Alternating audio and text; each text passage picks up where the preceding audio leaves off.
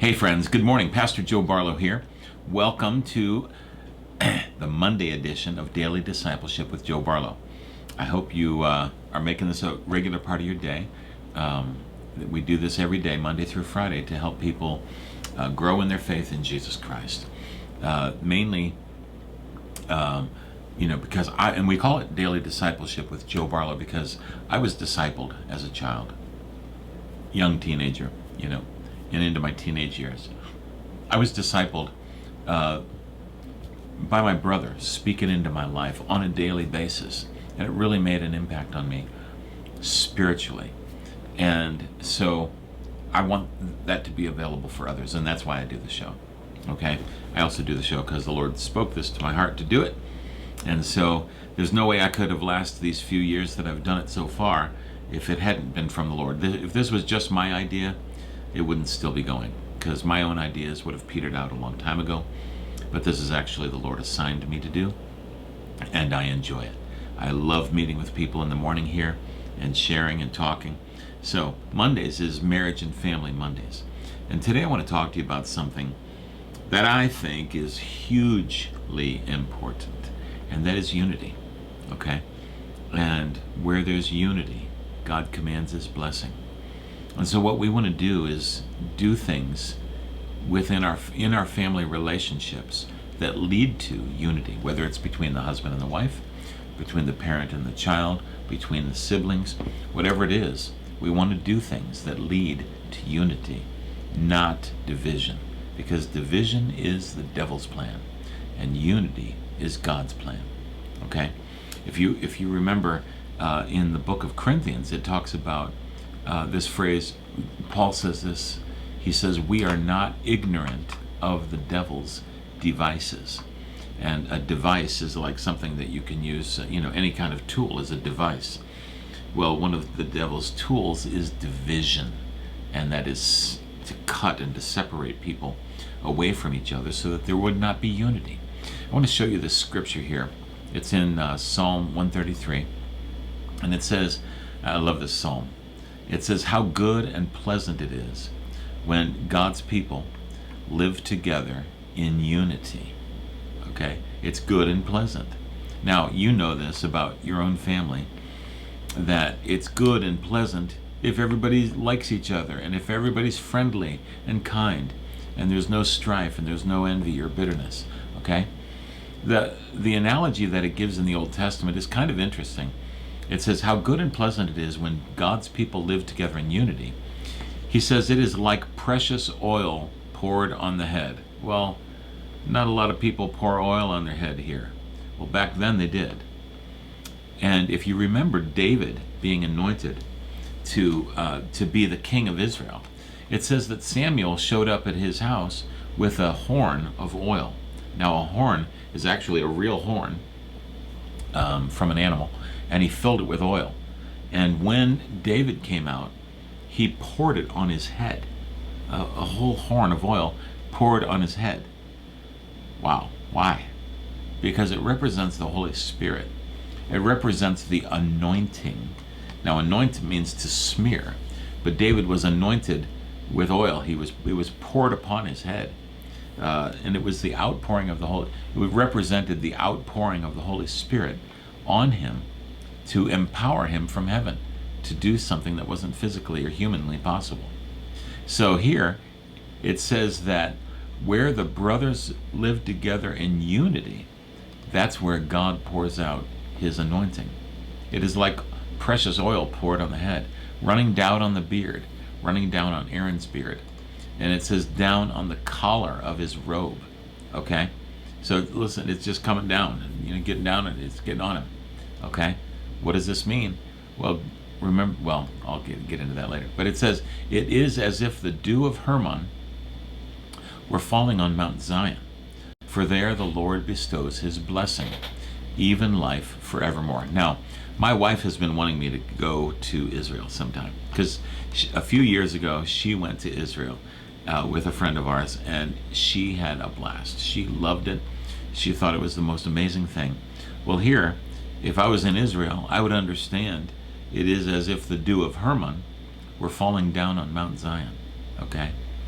But suffice it to say, I don't know the geography, and that's okay. But I do know that where the Lord bestows His blessing, and it says even life forevermore. See, God wants to pour this out on families as well, so that we as families could have peace and unity. Now, the problem is sometimes we get our own agenda in front of the Lord's agenda. And we want our agenda to be done, and we want it done our way, and we want it done when we want it done. And I'll tell you this, once selfishness steps in, it erases all this other stuff. You know, this pleasant unity that we could have, well, division just erases it, makes it go away. And then you're on your own. Then you have strife, and then you have fighting, and then you have bitterness and anger and resentment and offense and hatred, and it just keeps going in the wrong direction. But what we want is we want unity.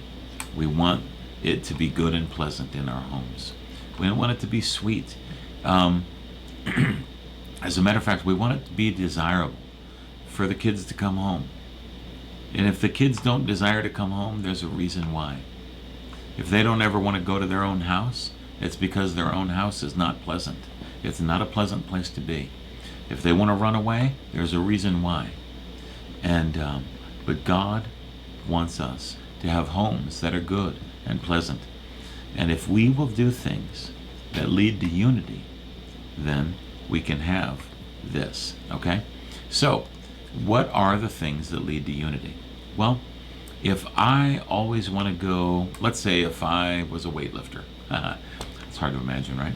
But if I was a weightlifter and all I ever wanted to do was go to the gym and lift, and let's say that was not your thing, and you hated it, you really didn't like going to the gym at all, smells, you don't like it, and all I ever want to do is to lift, right? Well, there's not going to be a lot of unity there, okay?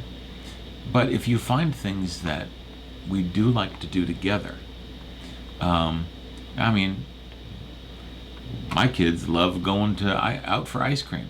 Well, wonderful. They also like to go out to eat. Well, wonderful. Okay? We also love it when we're home together and we have a nice meal and enjoy a nice meal together. We like playing games together. As the kids get older, different ages, the kids are able to do different games. So playing different card games, or we like Rummy Cube and things like that. Once they get it, and the math of it and all that type of thing, then they can, then we can play those games together. We like to do read-alouds, read books together, because when you read aloud, you're giving the family a shared experience, okay? I love that. If you share an experience together, then you have a memory together, okay? And you're building. Once you're building up good, positive memories in their hearts, then you're saying, hey, this is a wonderful place to be. Now, if you're prone to behavior that causes anger and strife, and if you don't have self-control to be a nice person, then put a piece of tape over your mouth. You can go get some nice duct tape and just put it right over your mouth and shut that thing. Because if that thing is hurting others, you literally would be better off than hurting people with your words. And I know that sounds funny or dramatic, but the Bible literally says to clap your hand over your mouth. Because if you're saying things that are causing strife and anger, it's best to be quiet. The scripture says, drop the matter before a dispute breaks out. Well, we've got to get our hearts pulled in. Hold on, we're going to be fine. I'm just going to drop this matter for right now. We'll talk about this later, okay? Now, don't say we're going to talk about this later as a threat, because then you're not building unity. Maybe you could say it this way. I know we're both kind of upset right now, but would you mind if we talked about this later when we're both more calm?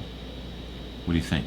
See, then you're actually building unity between you and the other person by asking them if we could delay this conversation to another time for the sake of unity. That's not bad. That's not a bad idea.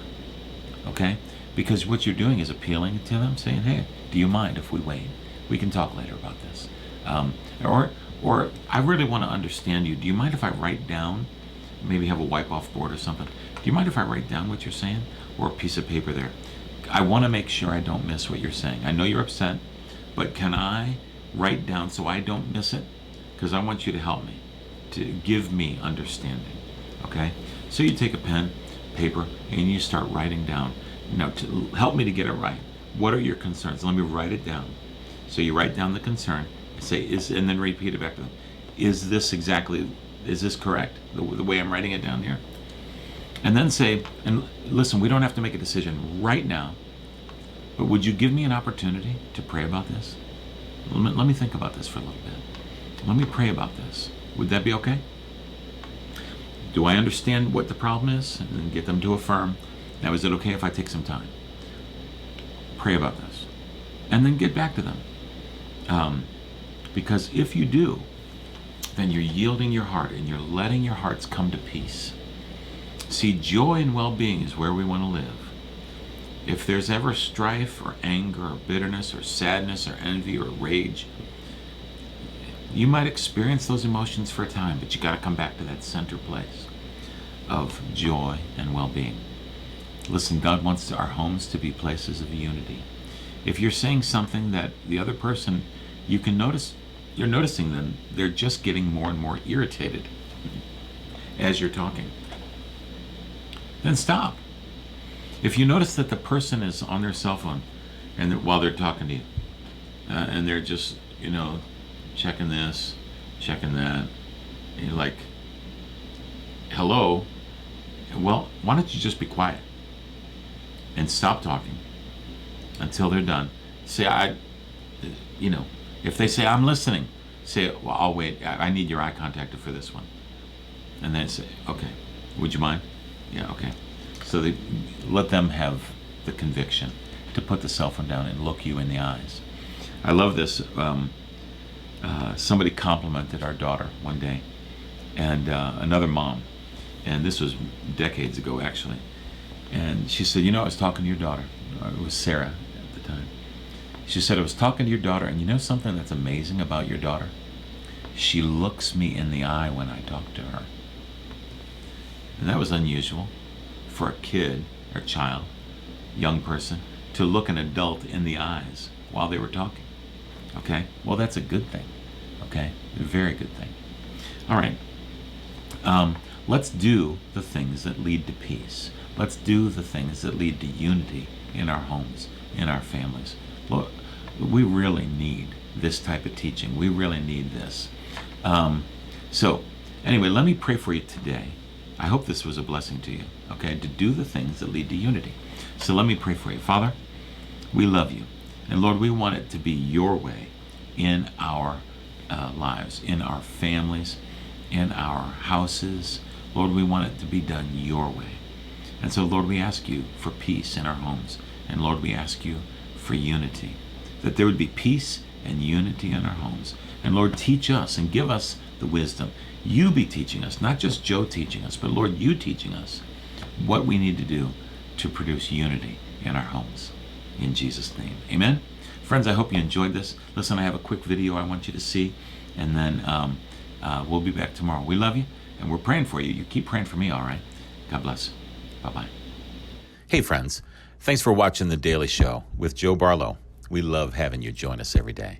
Don't forget to join our Facebook group, Daily Discipleship with Joe Barlow. That group includes extra materials that I provide, like prophetic words that the Lord has given me. The Daily Show itself is there every day, so you'll always know where to find it. Also, visit our website, www.josephbarlow.com, to purchase music, classes, and join our mailing list.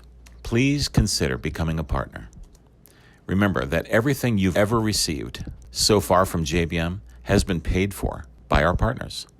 Thank God for them. Sign up for a monthly contribution to help me to reach more people with this ministry. Also, please remember that Joseph Barlow Ministries is an Illinois not-for-profit corporation, and all of your donations are tax deductible. God bless you.